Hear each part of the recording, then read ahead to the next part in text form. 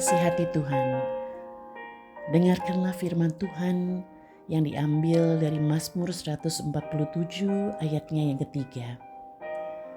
Ia menyembuhkan orang-orang yang patah hati dan membalut luka-luka mereka.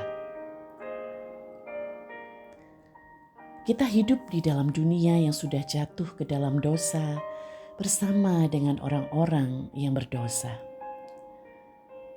Oleh karenanya adalah suatu keniscayaan jika kita bisa menjadi terluka dan tersakiti oleh sikap dan perilaku orang lain, baik secara fisik maupun secara psikis. Mungkin di dalam hidup ini kita pernah mengalami apa yang namanya penolakan, diabaikan, dibanding-bandingkan, diremehkan, dibully, tidak diapresiasi, difitnah atau bahkan dikhianati. Ini adalah suatu realita yang kita hadapi sepanjang hidup kita di atas muka bumi ini. Tidak terkecuali di dalam komunitas orang percaya, karena kita semua sesungguhnya masih bergumul dengan dosa-dosa kita, bukan? Untuk luka fisik, mungkin sejak kecil kita sudah diajari bagaimana cara mengobatinya. Luka goresan kecil mungkin cukup diberi salep antibiotik dari kotak P3K yang tersedia di rumah. Luka yang lebih besar dan dalam, kita diajari kemana kita harus pergi untuk mendapatkan perawatan, entah ke klinik atau rumah sakit terdekat. Namun seberapa banyak dari kita yang diajari untuk merawat goresan batin atau luka psikis? Berapa banyak anak yang ketika hatinya terluka datang menangis kepada orang tua untuk mendapatkan validasi, malah diminta untuk segera menghapus air matanya begitu saja. Berapa banyak jemaat yang tidak tahu kemana harus mencurahkan isi hatinya ketika tersakiti dalam rumah tangga. Hanya karena khawatir dihakimi, tidak tahu mesti kemana karena takut dianggap kurang memilih kasih dan tidak mau mengampuni. Jika kita sendiri hari ini ditanya, bagaimanakah cara kita merawat luka batin kita? Apakah jawabannya? Apakah kita tahu tindakan P3K baginya? Atau kita biarkan saja, kita abaikan, kita coba lupakan, kita tekan dalam-dalam atau kubur hidup-hidup setiap luka hati yang kita rasakan? Ada seseorang yang pernah berkata, apa yang kita kubur hidup-hidup suatu saat nanti akan bangkit hidup-hidup.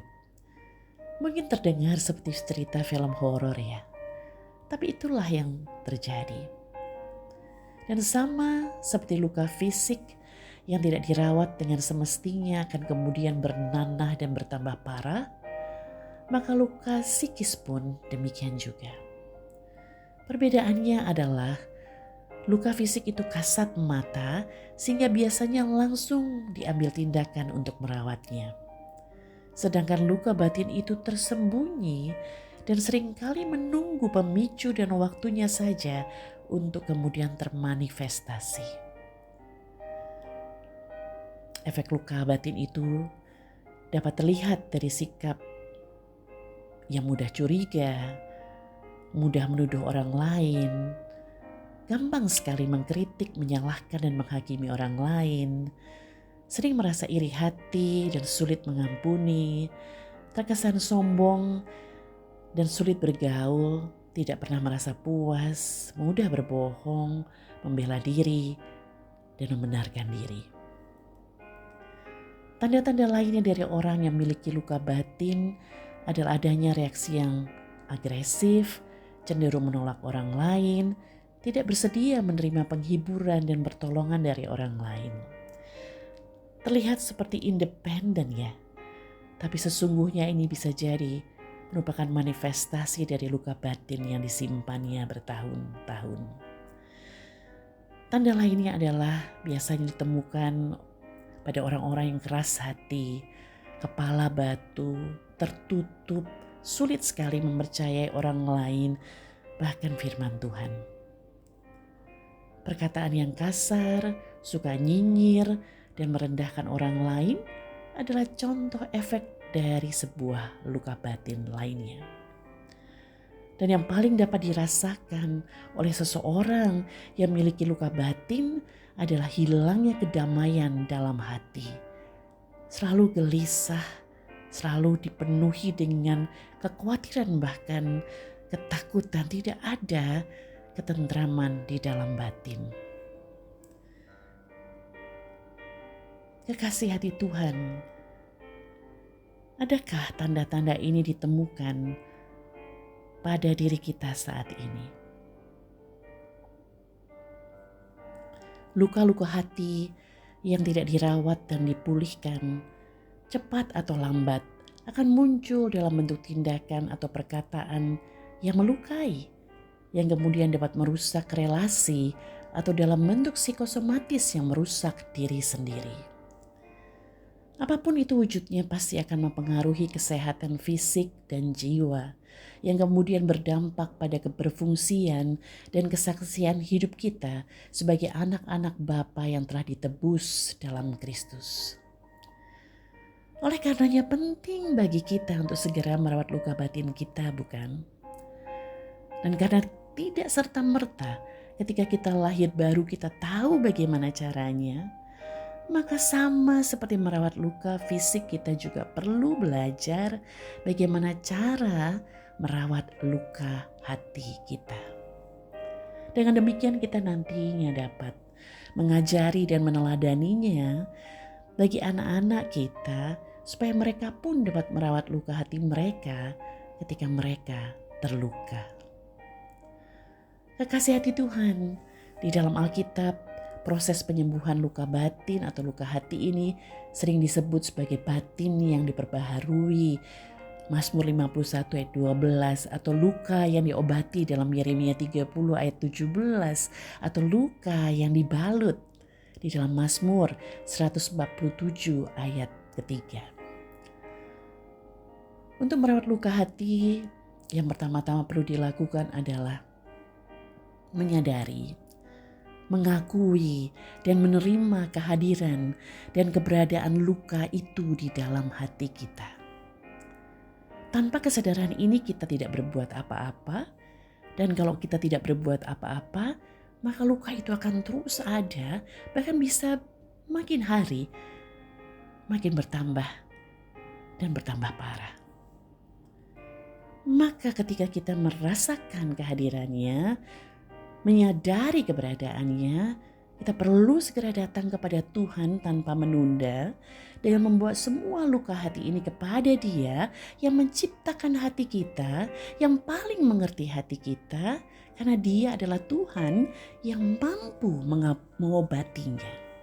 Seperti yang tercatat di dalam Mazmur 147 ayat 3. Ia menyembuhkan orang-orang yang patah hati dan membalut luka-luka mereka.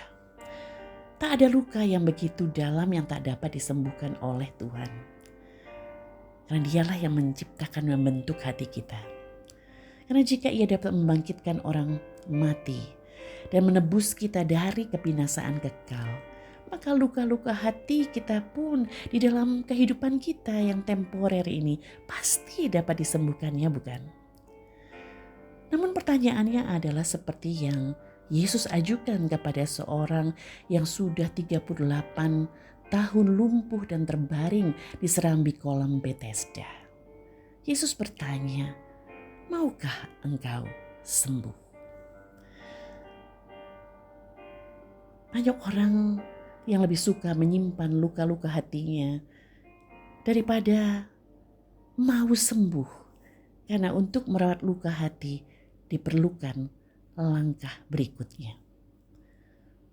Langkah berikutnya adalah